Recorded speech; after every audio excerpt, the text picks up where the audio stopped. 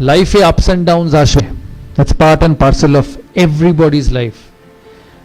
ভারতের প্রধানমন্ত্রীও ইলেকশন হারে, ক্লাসের লাস্ট বয়ও ফেল করে, সচিন তেন্ডুলকরও 100 করে, সচিন তেন্ডুলকর 10টা ম্যাচে ফেলও করে। সচিন তেন্ডুলকর ভারতের হয়ে 700 ইনিংস খেলেছে, 700 সেঞ্চুরি করেছে 100টা, তার মানে বাকি 600টা ম্যাচে তো সে 100 করেনি। But every time he has turned out for India, he has believed that he will succeed. এর মূল কারণ হচ্ছে যে everybody will fail, but you have to come out of failures. You know, there will be an exam in school, there will be a pre-semester exam in school where your results will not be good. Maybe you have not studied enough, but that doesn't mean যে পরের সেমিস্টারে তোমার যে results হবে that will not be good. It will exactly depend on what you do from that semester to the next semester. So don't put your head, your shoulder, your belief down with failures, because failures will come. There is nobody in the world who is not failed. Virat Kohli ke dekho, last 3 months hasn't got a run against Australia, hasn't got a run in the IPL. Shobai IPL dekho to? He is one of the best batsmen in the world, but he hasn't scored runs. কিন্তু এর কোনো মানে নেই যে পরের সিরিজেও run করবে না। ও তখনই রান করবে না যখনই ও নিজে বিশ্বাস করে যে ও রান করতে পারবে না। But if he believes that he will succeed and he works towards being successful, he will succeed. আমি অনিল কুম্বলের একটা ঘটনা বলি বিফোর তোমাদের কাছ থেকে প্রশ্ন নেবার আগে। 2003 সালে ভারত অস্ট্রেলিয়া যায়।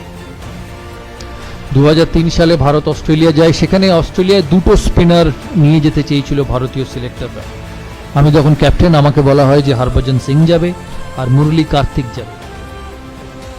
আমি ওই সময় জানতাম যে অনিল কুম্বলে যদি ওই ট্যুরে না যায়, অনিল কুম্বলের ক্যারিয়ার হয়তো শেষ হয়ে যাবে।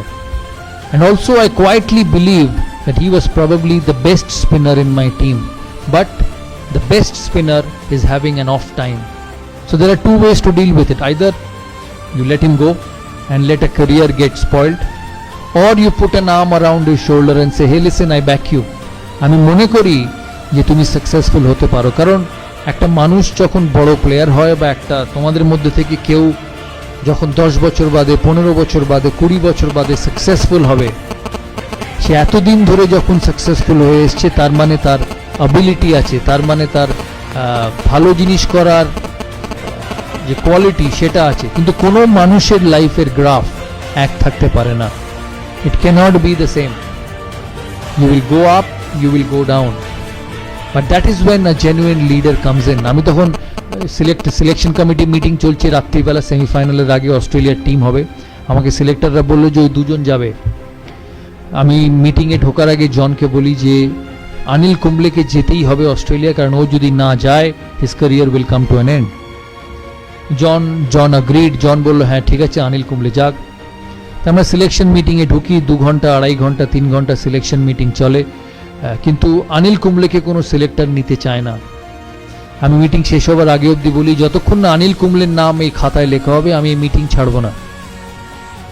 অনেকক্ষণ তর্কাতর্কির পর সিলেক্টররা বলে ঠিক আছে, তুমি ভারতীয় টিমের captain, you are the captain of the side, I give you what you want. কিন্তু ভারত যদি ভালো পারফরমেন্স না করে, অনিল কুম্বলের আগে তোমার চাকরি যাবে। টিম সিলেক্ট হয়, অনিল কুম্বলে অস্ট্রেলিয়া যায়। অনিল কুম্বলে 5th টেস্ট সিডনিতে, লাস্টে, যেটা স্টিভ ওয়াল লাস্ট টেস্ট, তোমরা সবাই দেখেছো হয়তো, স্টিভ ওয়াল লাস্ট টেস্ট, ভারতকে 7 উইকেট নিতে হবে টেস্ট ম্যাচটা, সিরিজটা জেতার জন্য। আমার সকালে অনিল কুম্বলের সঙ্গে দেখা সিডনি মাঠে ড্রেসিং রুমে। আমি অনিলকে গিয়ে জিজ্ঞেস করি যে Anil, this is one of the biggest days in Indian cricket, কারণ ভারত অস্ট্রেলিয়ায় গিয়ে অস্ট্রেলিয়াকে কোনোদিন হারাতে পারেনি, and we have a chance of beating them. তখন আমি বললাম what should I do, 90 over সারাদিনের খেলা, আমাকে 7টা উইকেট নিতে হবে, এরপরে সিরিজ শেষ, how do I go about. আমাকে একটা কথা বললো যে তুমি you worry about the 45 overs from the other end, and I will look after the 45 overs from this end, because he is such a champion. Anil Kumble, আমরা ওই সিরিজে এত ভালো খেলি, আমার এখনো মনে আছে অস্ট্রেলিয়াতে যখন 5th টেস্টের পরে সিডনি, এরা মিডিয়া রুম এত বড় ছিল, আমি মিডিয়া রুমে ঢুকি, মিডিয়া কনফারেন্সে আমি হঠাৎ ঢুকে দেখি শুধু হাততালি। আমি অবাক হয়ে যাই ফার্স্টে যে কেন এত হাততালি দিচ্ছে, কি কারণ। অস্ট্রেলিয়ার এক মিডিয়া আমাকে বলে যে we are extremely proud of the Indian team, যে লাস্ট 15 বছরে অস্ট্রেলিয়ান ক্রিকেট এত শক্ত ছিল যে কেউ কম্পিট করেনি। You are one of the only side who not only competed but you beat us at home. আর এটা পসিবল ছিল because of Anil Kumble. He finished as the highest wicket taker of the season, and ওই বছর Anil Kumble 75টা wicket পেয়েছিল, যেটা ও কেরিয়ারে কোনোদিন পায়নি।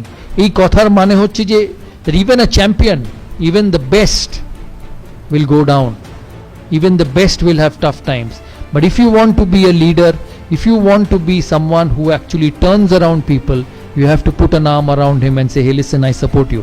আমি বিশ্বাস করি যে তুমি আমার টিমকে এগিয়ে নিয়ে যেতে পারবে, and it works like magic. তাই এই কথাগুলো বললাম, তোমরা মাথায় রেখো। তোমাদের কি প্রশ্ন আছে আমাকে জিজ্ঞেস করো, লজ্জা পাবে না, কারণ আমি তো বারবারই সেরকম কথা বলতে পারবো না। তাই this is one time opportunity for all of you. জানি অনেকক্ষণ বলে ফেললাম, প্রায় 50 মিনিট হয়ে গেল। তোমরা বলো, তোমরা কি জানতে চাও? বাট বিফোর আই ফিনিশ আমি একটা কথা বলতে চাই যে আমি এর আগে কোনোদিন কোনো ইনস্টিটিউটের অ্যাম্বাসেডর হইনি। This is the first time. আমি প্রায় 100টা ব্র্যান্ড এন্ডোর্স করেছি, কোক থেকে, এই কোক, পেপসি, যা বলবে সব। দাদার ছবি হয়তো তোমরা সারা কলকাতার কোনো না কোনো হোর্ডিংয়ে দেখেছো। But one of the main reason of me being a part of this institute is to see your career grow.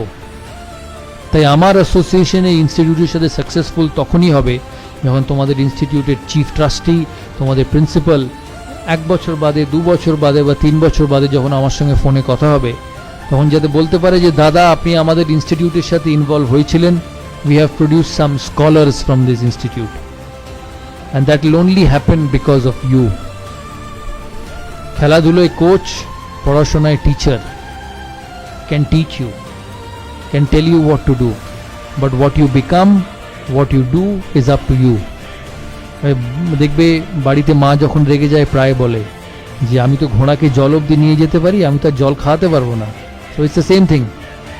টিচাররা পড়াবে, কোচ তোমাকে বলবে কি ঠিক করতে হবে, কিন্তু ভালো কি খারাপ, brilliance will only be obtained by you. তাই এখানে তোমরা হচ্ছ দ্য মোস্ট ইম্পর্ট্যান্ট। আমি তোমাদের চিফ ট্রাস্টিকে আমি রিকোয়েস্ট করেছি যে আমি অ্যাটাচড হয়েছি এখানে। All what I want is a great environment for students to study, a great environment for students to showcase their talent and become the best. কিন্তু এই এনভায়রনমেন্টটা ধরে রাখার যেমন ওনাদেরও কর্তব্য, তোমাদেরও কর্তব্য।